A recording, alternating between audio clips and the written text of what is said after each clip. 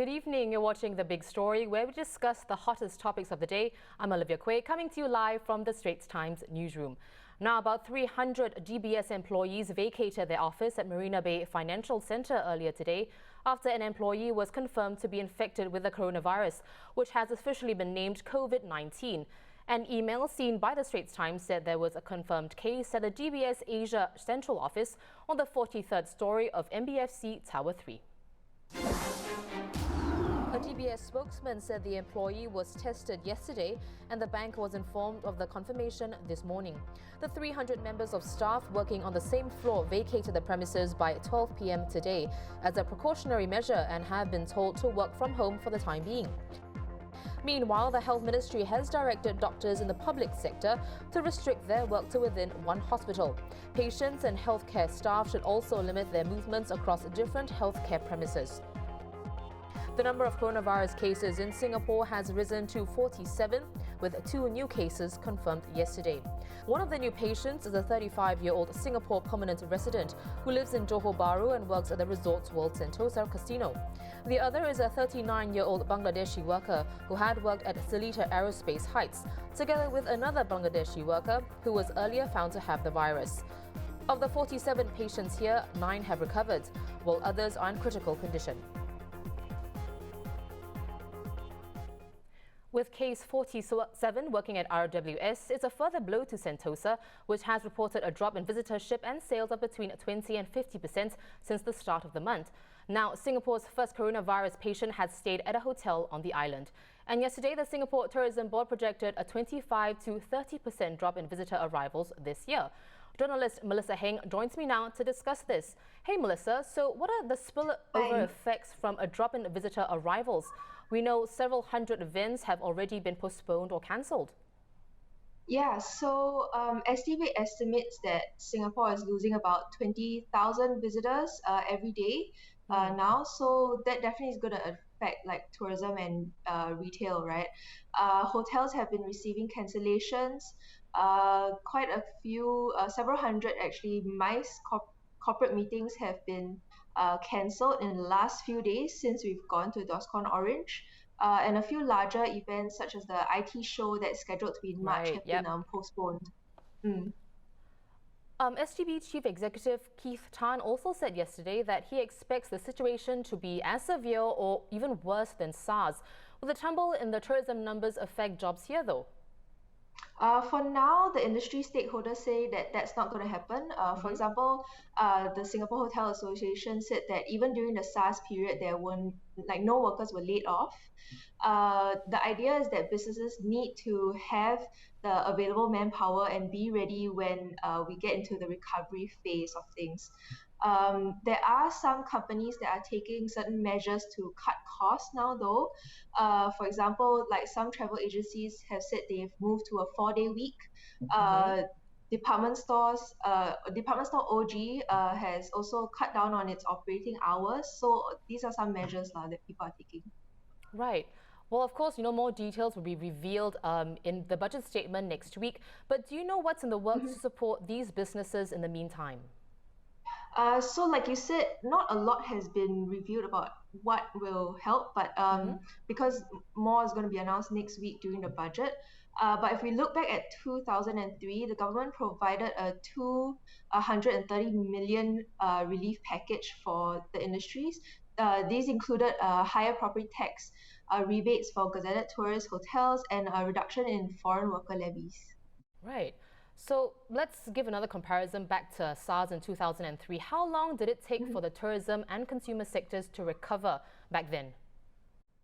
It took about 9 months for them to really recover and get back on sort of a year-on-year growth rates.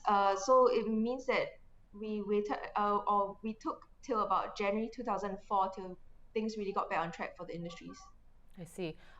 Well, moving forward, how reliant is Singapore on visitors from China? I'm just wondering because even if the coronavirus is completely eradicated in Singapore, would our tourist numbers pick up if the travel restrictions on Chinese tourists remain in place? I think we hope so. Singapore gets, so Chinese tourists make up about 20% of our international travelers. Hmm. Indonesia and India come in second at I think about 18% and 12% respectively. So we're not like heavily reliant Hmm. on the Chinese tourists. Uh, Nobody knows when the travel restrictions will be lifted, right? But STB has said that they do have plans to look into also uh, marketing and trying to attract travelers from our other markets. So even places like Australia, the US, and parts of Europe, which actually the last few years have seen we've seen growth in travelers from these countries as well. All right. Thanks so much, Melissa. That was journalist Melissa Heng on the repercussions of projected falling visitor numbers. Now, 1,113 people in China have now died from the coronavirus, as the total number of infections climbs above 44,600. Japan still has the second highest number of confirmed cases, including the 174 coming from the Diamond Princess cruise ship docked off Yokohama. 39 people on board have tested positive for the coronavirus.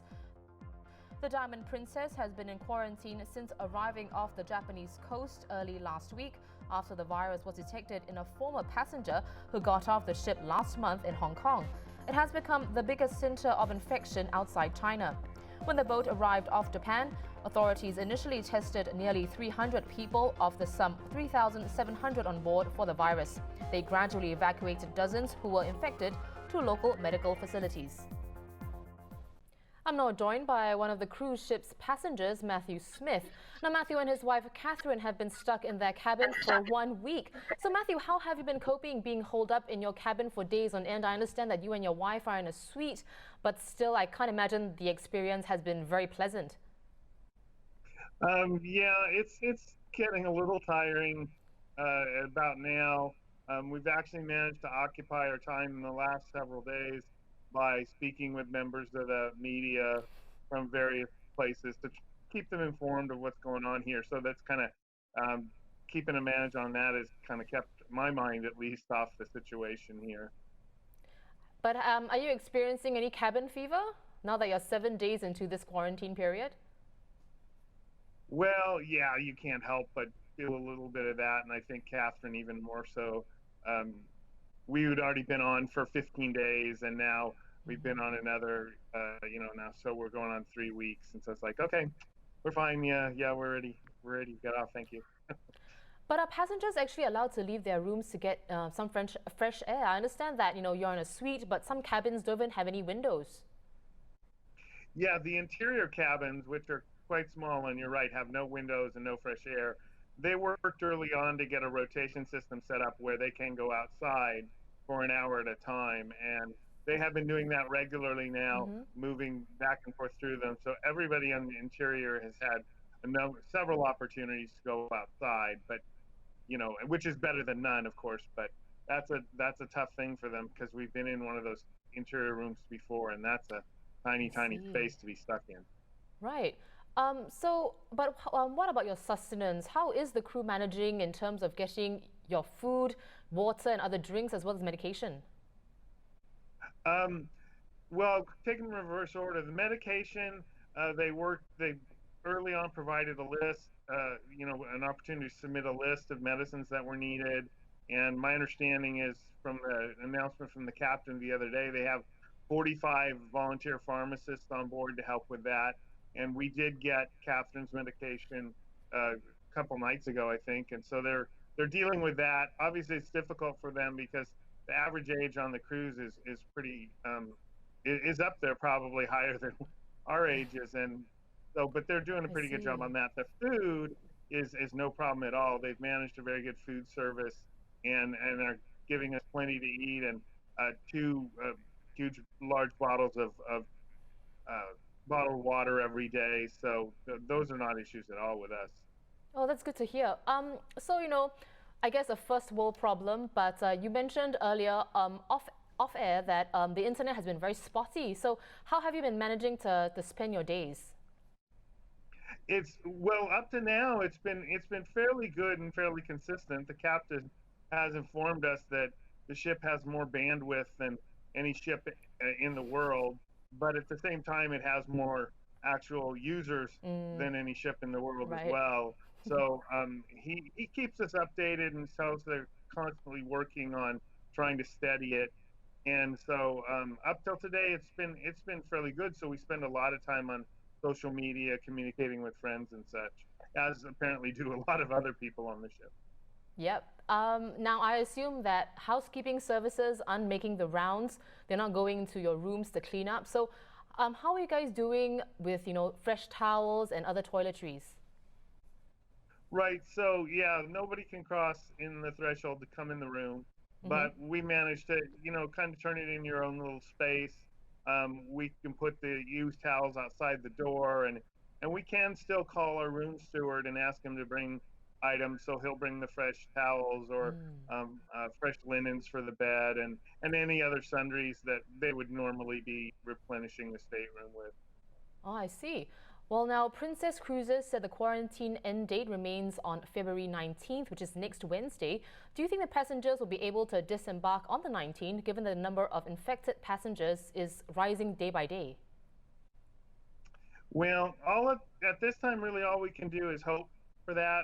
We sit kind of with crossed fingers, believing that to be true, because contemplating something longer than that is really kind of too horrible to do. But every day, something new arises in the news that raises some suggestion that might not happen. For example, someone asked me today if I had heard that they were determining that the incubation period was now 24 days instead of 14, and I said, don't say that, because we really don't need to think about that now until we get it from an authoritative source, because it just is really 14 days is going to be plenty. Well, Matthew, we wish you and the other passengers all the very best. Thank you so much for speaking to us. Well, that was Matthew Smith, one of the around 3,700 passengers and crew quarantined on the Diamond Princess cruise ship. Also in the headlines, 56-year-old Angie Chew was named the Straits Times Singaporean of the Year for 2019 for her contributions to society in helping those with mental health issues, as well as the elderly. At the ceremony at the Istana last night, Ms. Chew received a trophy and a $20,000 cash prize from President Halimah Yacob.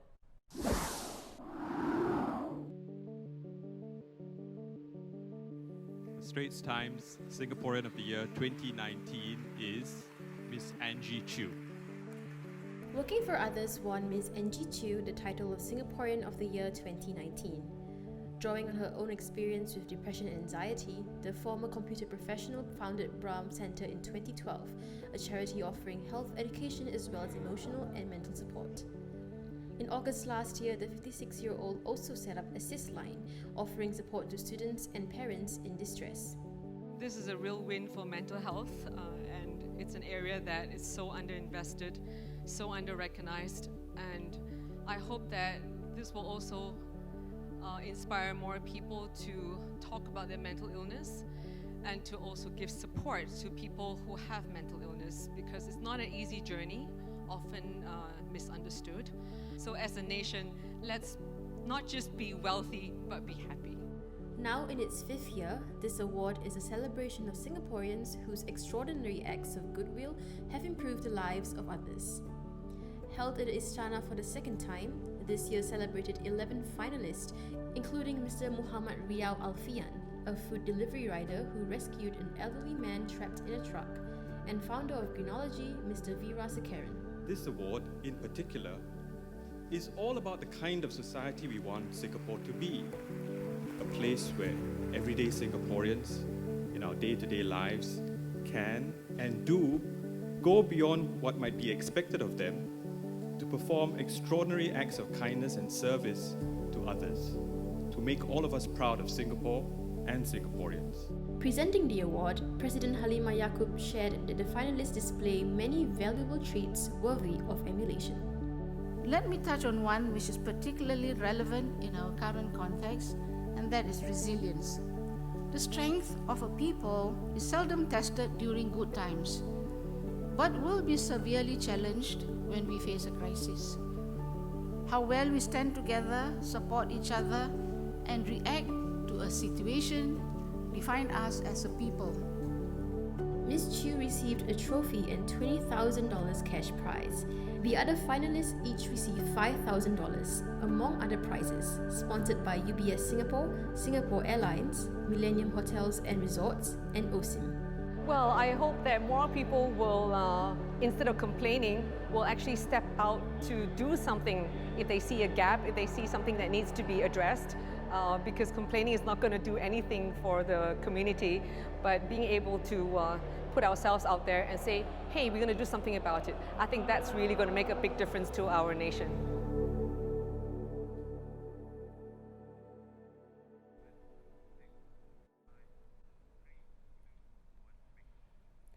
Well, Angie Chew herself will be in the studio tomorrow to talk about her work with the Brahm Centre. Do join us at 5:30 p.m. And those are our top stories for today. Keep up to date with news in Singapore and around the world at straitstimes.com. I'm Olivia Quay. Join us tomorrow for more stories on The Big Story.